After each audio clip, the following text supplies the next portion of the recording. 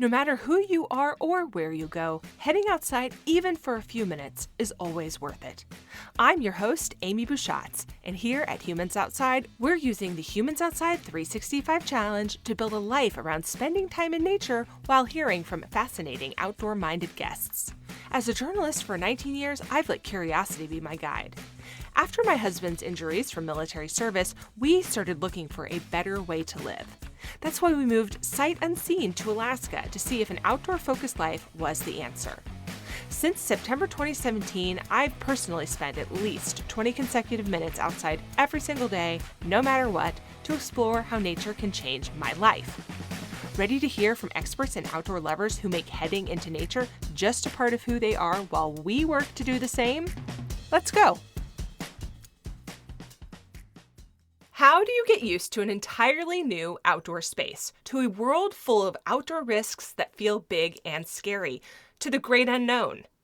You can find that unknown in all sorts of ways. If you've never really been someone who likes to go outside, you could feel those risks are behind every corner and every tree.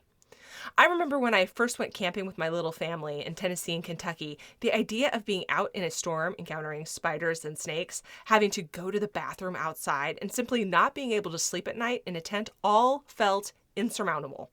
I was paralyzed by the what-ifs. Then, when I got used to those things and we moved to Alaska, I found new what-ifs in the form of wildlife and weather, mountains, and adventures. And I learned that one avenue to helping me feel safe was by taking my fears for a run, literally. Running was something that felt accessible to me, and tackling the unknowns over a run made them feel somehow safer.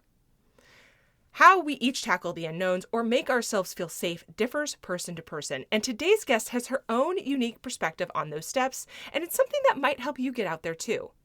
Sandy McDermott is a natural science illustrator and watercolorist with work spanning a 30-year career. But when she relocated to Anchorage, Alaska in May 2021, she found herself literally paralyzed with fear of the Alaska unknown. That's so relatable for many of us who are trying to tackle big outdoor challenges that are far away from our comfort zones. And because she's an artist, Sandy turned to what she knows best to give her that gentle on-ramp back into nature. Today, Sandy's going to share her journey and the simple ways we can use the creative outlet of art to get ourselves outside. Sandy, welcome to Humans Outside. Thank you, Amy. I feel quite honored to be here and have this opportunity to share my story with you and with your audience. Well, I'm really excited that you're here. You know that we start all of our episodes imagining ourselves in our guest's favorite outdoor space. Yes. So, were that true? Where are we with you hanging out? That's actually pretty easy to answer. There are two spots back home in New Hampshire that became my place. I would call them my sit spot, which is a place I could go to outside, feeling quite comfortable, sitting alone and observing the happenings in that space. They both happen to be wetland areas. They both happen to be in mixed deciduous type forests, mixed conifer and deciduous, I should say, and filled with all kinds of wonder. One of these places is along a rail trail in New Hampshire, and it's a place where I spent an entire summer watching the parenting and growth and fledging, and even after fledging, of a nest of osprey. That was an incredible experience to be able to watch that entire process unfold, and much, much more that I've been able to watch there over the years.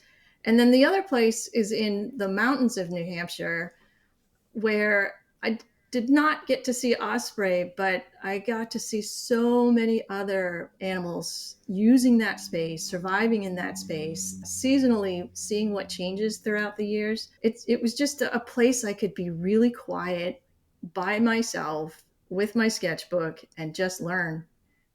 And I imagine as an illustrator, you are spending this time just absorbing what you see so that you can translate it into what you're putting on paper.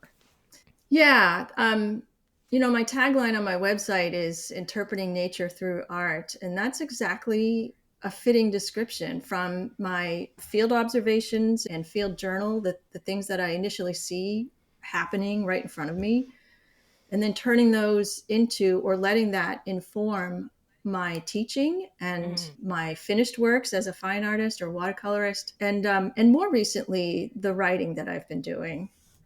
So tell us first a little bit about your work. What is, I said you're a nature illustrator, natural science illustrator, and you teach. So talk to us. What do you do? What do you do day to day?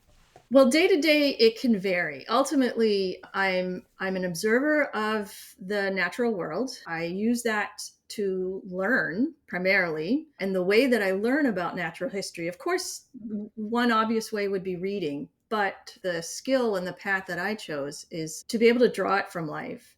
And that requires a great focus on observation skills as well as quick drawing skills. For a lot of the things that I'm observing, they're moving pretty fast.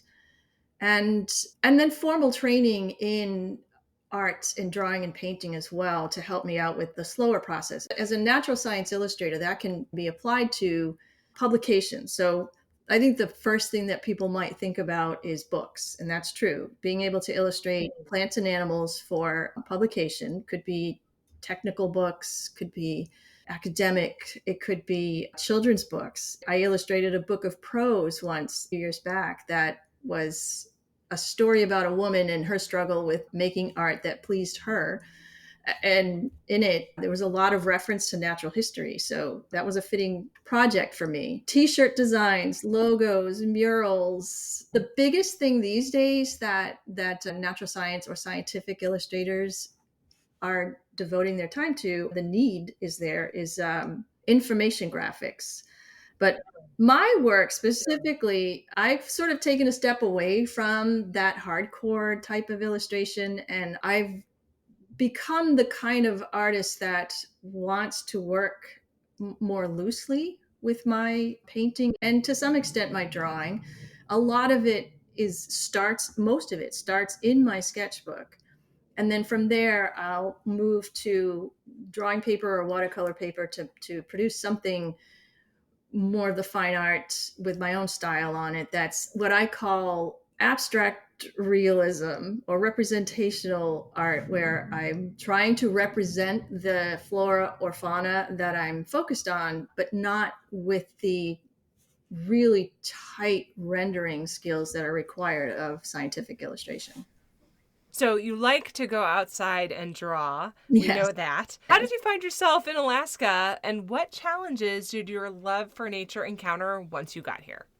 Well, my husband and I moved here for a job opportunity for him, and he works for the National Marine Fisheries Service. And on the East Coast, he was involved with hydropower projects and the protection of migratory fish. And the move to Alaska meant a promotion, but within that same area of expertise.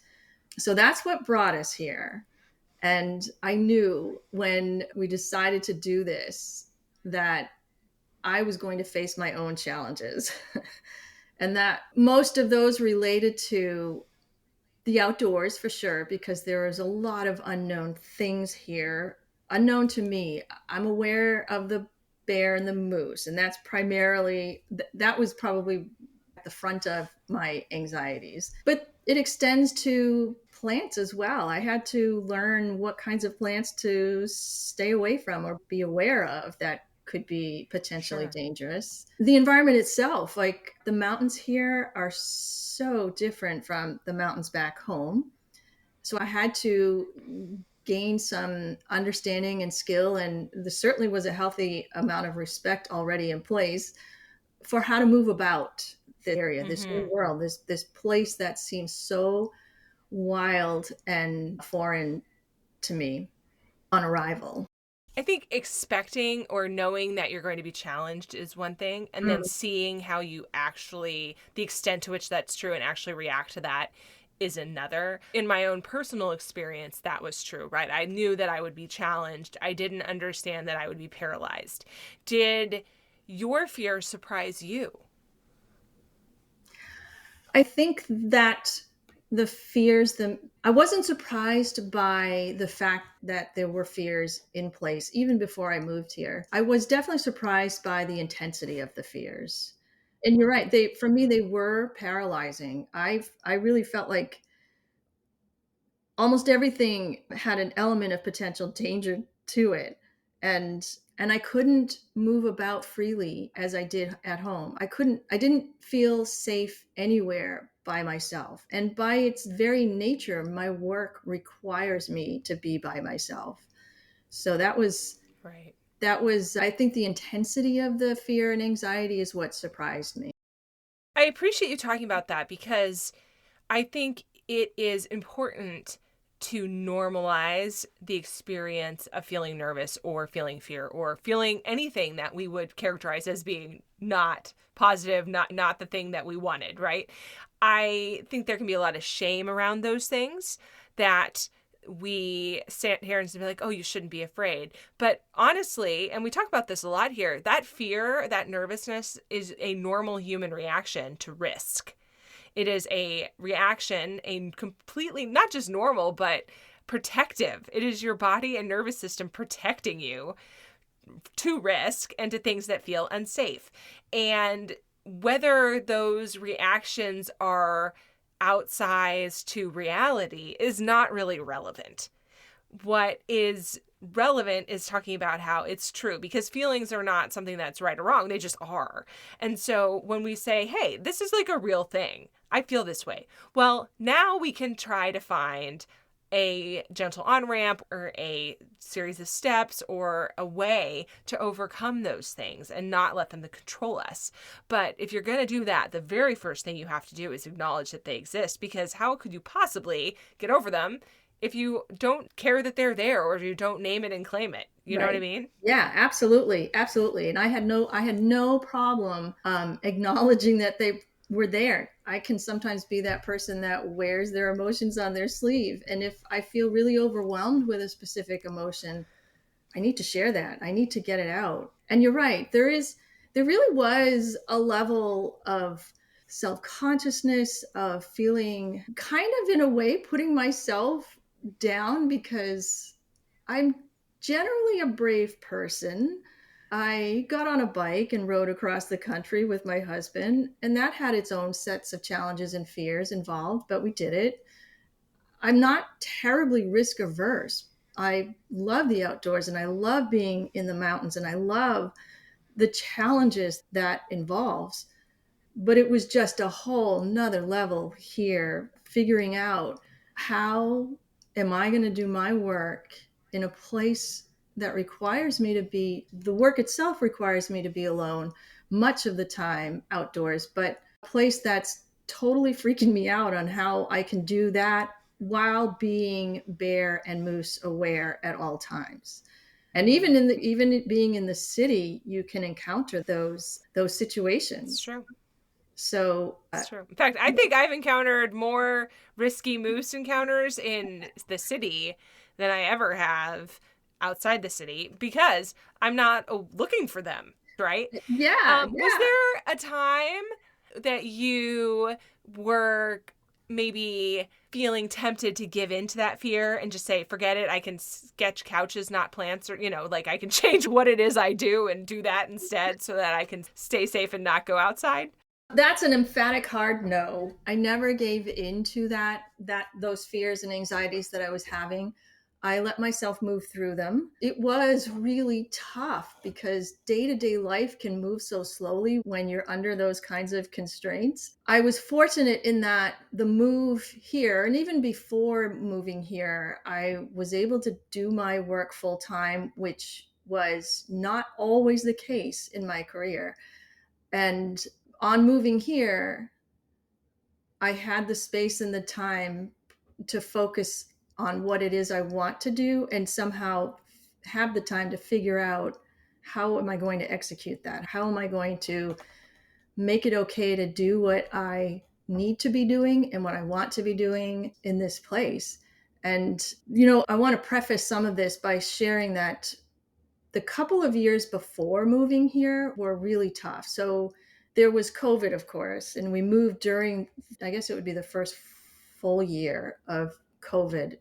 And maybe 4 or 5 months before we moved here, my dog of 14 years passed away. And prior to that, just shortly prior to that, my daughter had moved across the country as well. So in a sense, there was some loss there. And then there was COVID. And then the transition from moving across like 5,500 miles, which is a great distance, and all that involved letting go of the place where we were living and much of the things that we had kept in that house. Like we gave up a lot to make this transition. Yeah. And on But arrival you're here, saying something really important right now, which okay. is you're kind of enumerating the stresses, right? Like it's COVID, daughter, dog, move, Alaska. So all of these things add up, right? So I want people who are listening to think about the fact like when you are feeling afraid of something or feeling nervous about going outside into a situation you're not real keen on, whether that's trying a new sport or being in a new place or going out in different weather or doing something that feels risky, like, I don't know, jumping off a cliff into some water, so, anything. Yeah. Don't look at the situation in the vacuum of that one moment. Think about all of the things, other things that are going on in your life. Because one of the things we've heard this season on Humans Outside from Sarah Histan is that you have to be nice to your nervous system, and it's not about what's happening right now. It's about what's happened before right now Mhm. that got you to this place where you're feeling a little tattered, feeling a little Mhm. on edge, Yeah. and your body doesn't know about like woke up and it's a new day. Your Yeah. body says, "Whoa, hey." Yeah. Yeah. COVID, dog, daughter, Yeah. move, Alaska. Yeah. Yeah, it's accumulation of things. And that all added, like you said, it all added up. And upon arriving here, I think the first 2 weeks, I just had to stop. Like it was the first time I had the opportunity to just stop moving, drop Hmm. everything into this apartment we're in, and just stop moving for a little while to sort of, I don't know, regain some ability to rest for one thing, to then think about what the next steps were going to be. But yeah, so there was a lot going on before we moved here, and then the great big adventure of moving here, which we were terribly excited for. It just was tempered by the other things that were going on. Absolutely. Man, I think that this is very relatable for me in my own life and our move here to, up here Yeah. to Alaska. I think all of the things that you're talking about are relatable for people who have other challenges going on. When we think about starting a new outdoor habit as some sort of a cure or some sort of a healing process or some sort of a wellness experience, we have to think about also, I mean, it's great. Start your habit, do your thing, go outside every day. Absolutely. But temper your expectations for yourself Mhm. based off of why it is that you got to this point where you want to do this, how it is that you got to the moment that you want to be somebody who goes outside every day. And then look at how you are feeling moment by moment and change your expectations of yourself every day. It doesn't have to be a 1 year chunk.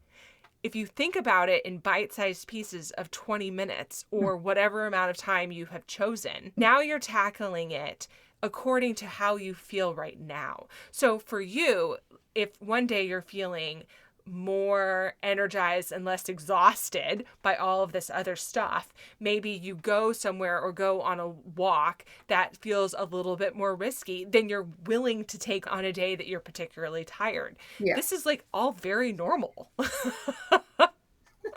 I'm glad to hear you say that. And I know cognitively, I know that it is, but when you're in a new place, that it really is so different on many levels from what I was accustomed to.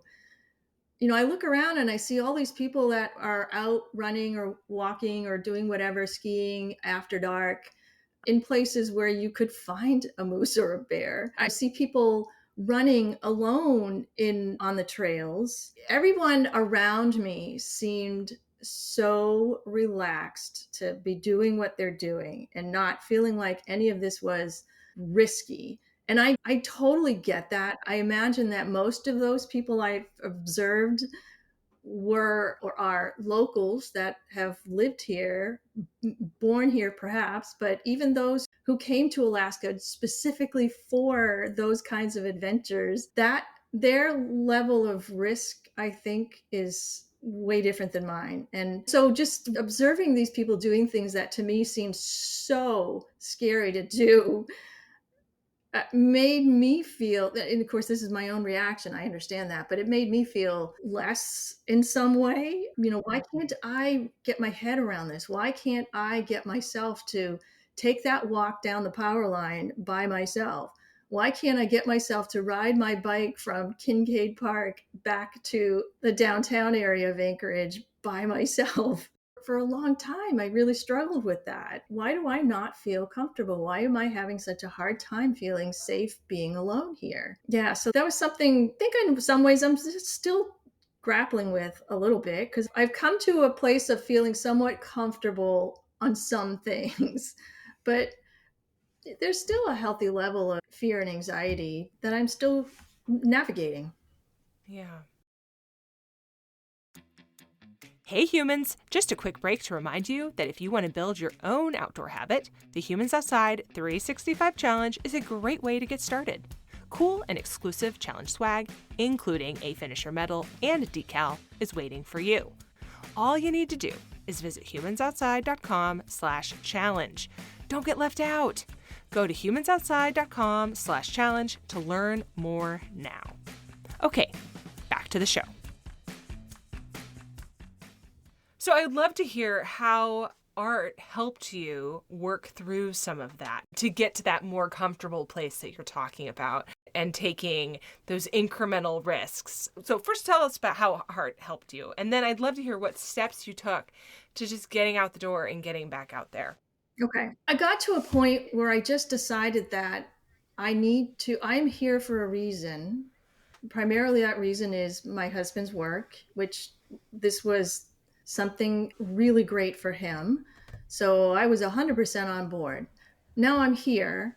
What am I going to do with my time? How am I going to execute some ideas I have? How am I going to get myself comfortable being in this place? And I have to say, too, part of my anxieties relate to city living, which I grew up in a city. I was always outside. I had some uncomfortable encounters with that, but I basically grew up on the streets of Cambridge and Boston. And on leaving the city at some point in my life and wanting to be somewhere else, I always said I'd never go back to the city. And not so much for bad things that could happen, but city noise and congestion and things like that, that I just didn't really want to ever be around again. But here I am back in a city in Anchorage, and that fed the anxieties just a little bit too.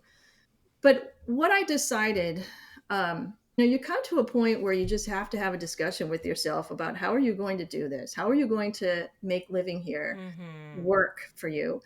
And I turned to my sketchbook. It was a natural step for me because I use that as I have always used it to understand the natural world, to learn about the natural world. And it just seemed like a natural extension to finding my way in a space that I just didn't feel like I was going to fit into. That works for me because of the element of mindfulness that this practice has, which is when I'm out in the field using my sketchbook, it doesn't matter what I'm looking at or what I'm writing about or what I'm drawing about, just the fact that I'm in a space outside where I get to learn something new, or maybe go visit something that I know about, like the Osprey, and I get to watch more of what's happening throughout a season. There's a quality of mindfulness that kicks in where you become, to some extent, unaware of what's going on around you except what you're focused on. There's Mm-hmm. a sense of joy that brings to me, a sense of calmness to my spirit that I can't get anywhere else. And so part of my process in transitioning into this place here was out of a deep need to keep doing something that I get such great benefit from. And it meant that I could be outside and learn about the plants and animals here mostly on my own terms. So I can decide, I think I'm comfortable going to this place. Like for a while, I spent time going to parking lots around town. There's a lot of parks here, beautiful parks. And I wouldn't be brave enough to go walk into the woods by myself, but I'm okay sitting outside my car and or sometimes even lifting the back of the car, the Outback, and sketching right out of the back of my car, which is something I've done for a long time anyway, even back home, just out of convenience. But that was the beginning of the process for me, is knowing that I could be okay. At any point in the summer or the warm season, a bear or a moose might show up in that park. I know that. But I'm near my car, and it gave me the comfort I needed.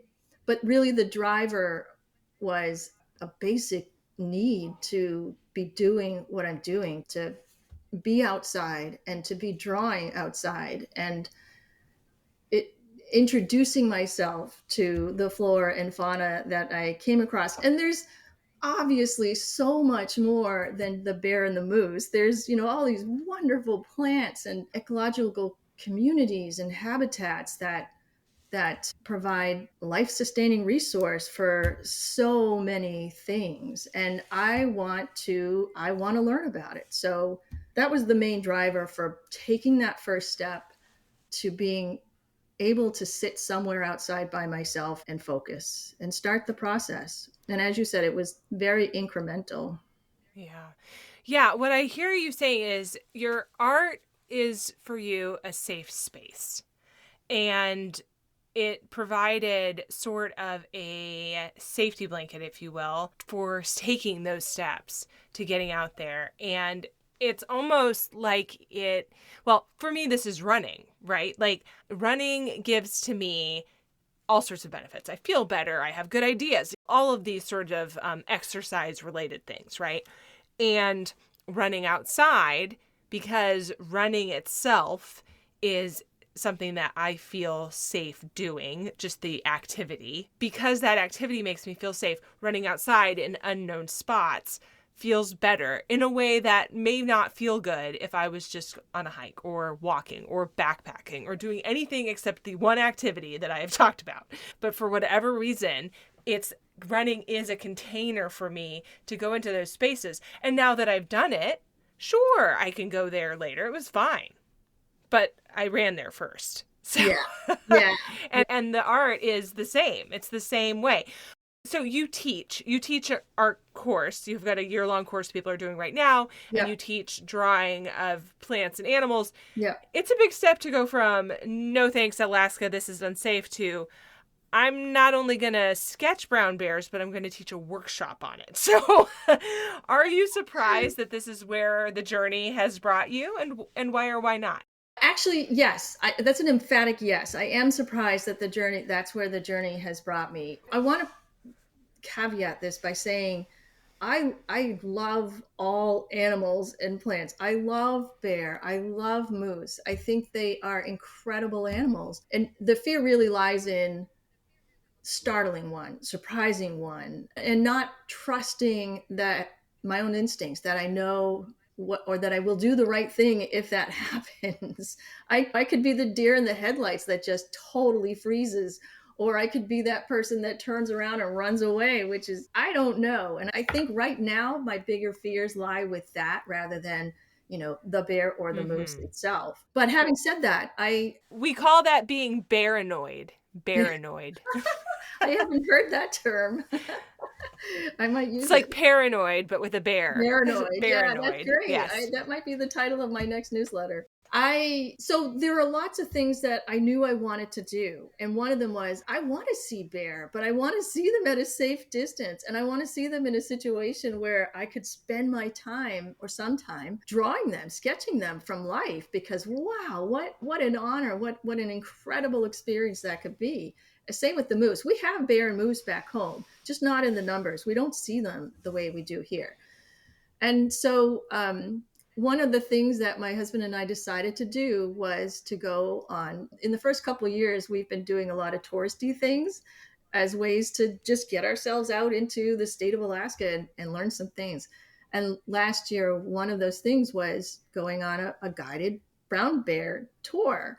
What an opportunity to be able to fit those criteria that I had, having a guide who knew what to do, having hopefully the ability to find the bear, because you're not always guaranteed to see them, but we did. And then with those guides, getting within a safe distance to most people were photographing. I was the only one sketching on that trip, but being able to have that experience in a way that made me feel so safe and comfortable. And so I wrote about that in one of my newsletters, and a colleague of mine caught wind of it. He read it, and he'd been following my journey for a little while. And this is John Muir Laws, who is an incredible individual in what he's accomplished in his life with this field of nature illustration and sketching, and bringing it in a way to large masses of people that allows those individuals who are not professionals but have an interest to feel comfortable in having some skills to also practice on their own exploring nature with a sketchbook. And so he invited me to co-teach a workshop with him on drawing brown bears. And for me, that was an absolute highlight of my career, being able to virtually sit side by side with someone who I hold it with high regard and teach something to his audience that I experienced. So that was really fantastic. And I never, first of all, my husband and I never imagined Alaska would be a place we'd live. We Mm-hmm. were fully aware of what Alaska, the mountain ranges and all the habitats and the animals and everything about Alaska, but from a far away place, we really didn't know what it was like to live here. Although we did have a little bit of experience with a 5-month job that my husband did a few years back. But yeah, just being in Alaska, living here was much less, I should say, being a tourist, much less a resident. It was never on our radar. So that was a surprise that we found ourselves here. And then, yeah, from a professional standpoint, not only having the opportunity to draw wild brown bears, but then being asked to co-teach a workshop with someone of such high regard. I never would have imagined that would be part of my story. What does this combination of nature and art mean to you? You know, in a word, everything. It really does mean everything to me. It speaks to my soul. It feeds my soul. It allows me to combine two interests that when I was growing up, never imagined that the two things could be put together. And, I grew up in a household that didn't have a whole lot of guidance in it. So much of my path is self guided. With I Mm-hmm. wrote an article about this for a professional organization, and there was a lot of things I had to figure out on my own. And this whole experience of trying to find my place here in Alaska and how I was going to fit into it, taking those first steps, being brave enough to figure out that my sketchbook is the way to do this, and getting myself out to do this was much like my young experience, getting brave and taking the first step towards finding a path. And I always knew, like, Mm. growing up, animals were always of great interest to me. And I fed myself information about that through encyclopedias, through wildlife shows on TV. And growing up in the city, I thought that was how I was going to learn. That was the way I was going to connect with that stuff. But I also very much loved art of any kind. So I had paint by numbers, I had different ways to feed that part of me as well. But eventually, I kind of let go of that stuff like a lot of people do when they grow up, and then things get serious and you have to figure out what you're going to do with your life and all that. And I just never realized for quite a while that I could make the two things happen. Eventually, after Hmm. high school, I took 5 years off. And during that period, it was really informative for me. And it was during that time where I felt like I need, no one's making a path for me. I need to establish that. I need to figure out what my path is going to be, because it's not going to be here. Right. And so My first art class that I ever took was probably a couple of years after high school, but it was I distinctly remember that feeling of being really nervous about signing up for an art class and the what ifs. What is it going to be like? Am I going to be able to do this? It turned out to be the best experience, and it was that first step of leading me down the eventual path to Yeah. becoming the artist that I am. And those feelings were very much the same thing on figuring out my place in Alaska. Yeah. If listeners are struggling with getting over a fear or hesitation about getting outside, Mm-hmm. whether it's what we're describing today or something else completely, what are 3 or 4 steps that you can share for overcoming it that you've learned from your own journey on this? I think the first step would be to connect with others, to connect with Hmm. other people who are doing something, being outside in a way that you want to be outside. That Love connection, it. yeah, that connection meant everything to me. And I started preparing myself before we moved by using social media to connect with other nature journalists here in Alaska, people that paint outside here in Alaska. And from a natural history perspective, birding is a big deal for me. I'm not a master birder. I'm not one that is so intent on counting how many species I see every year, but I'm deeply interested in learning as much as I can about birds and the phenomena of migration. So I don't want to just I don't want to tick off a list of, hey, I saw this and this and this today. I want to find out where that bird came from. Where is it going? What is it doing here? When is it going to leave? How does it live? What kind of challenges did it have on getting here? Things like that. And so for me, connecting with a birding community here was also instrumental in having some kind of connection, some people to be with or talk with when I got here. And that was extremely helpful. So I think that first step has to be just connecting with some people. And it could be in the form of classes or workshops. It could be meetup groups that are doing something that you're interested in. We definitely tapped into that. And one of those meetup groups right here in Anchorage goes out 2 afternoons or evenings every week without fail. And it's a great way to get yourself out there, to be with people so you don't feel alone, and talk to people and learn about whatever the skill Right. is that you might want to gain about being outside. So Yeah. connect. It's so important that you're highlighting this because asking for help which is what connecting is, right? It's Mm-hmm. saying, show me the way, other human, is such an important and in its own way brave step. Yeah, Because it takes admitting that you cannot do this by yourself, or you do not want to do this by yourself, or perhaps a combination of the two things. exactly. And it is always in my experience that just that taking that step of asking for help and making that connection is huge, and it leads to it unlocks all sorts of doors, not just for friendships that enrich your whole life, but Right. also to help you accomplish the goal that you're trying to do. So if you're thinking about, oh gosh, it's suddenly I'm in a place with a very different climate and I want to go outside but I don't even know what to wear, Mm-hmm. gosh, but somebody who's done it a lot sure can help you with some ideas of what works for them.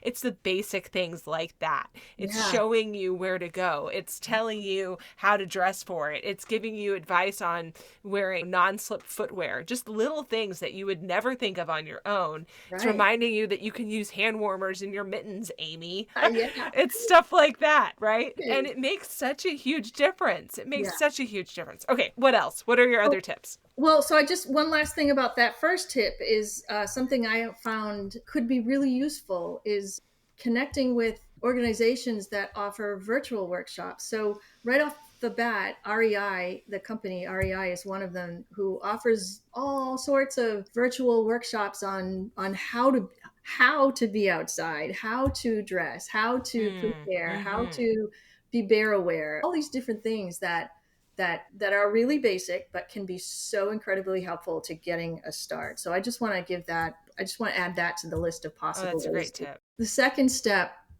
I would say is to just breathe. Give yourself Mm. the gift of self-reflection and just a little bit of meditative breathing to just be able to say, I want to do this. I need to do this, and I'm going to find a way to do this.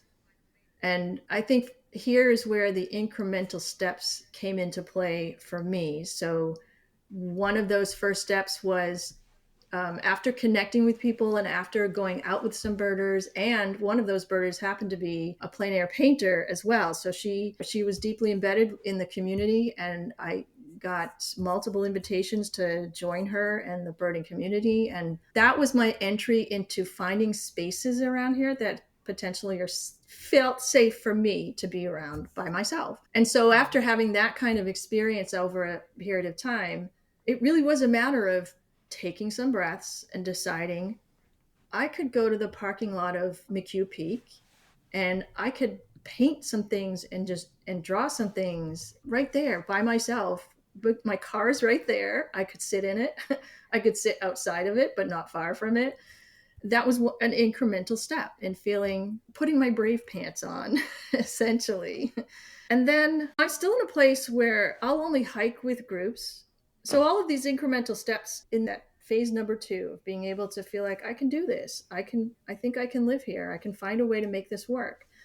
Were really important to my growth, and important to my art, but I still won't hike alone. Like I found some barriers or some places where I've accepted what I'm comfortable with, and I've let go of that self pressure of being able to become the adventurous Alaskan outdoors person, which was never a goal of mine anyway. So why should it suddenly become a goal just because I'm here? So, finding that balance of where I need to continue pushing myself and where I need to, where it's not need to, but where it's okay to say, I'm good with this. If I don't ever camp here in a tent, I think I'll be okay with that. I wonder, though, if by removing that pressure and not overthinking it, that you open the door to, without even realizing it, getting okay with it later.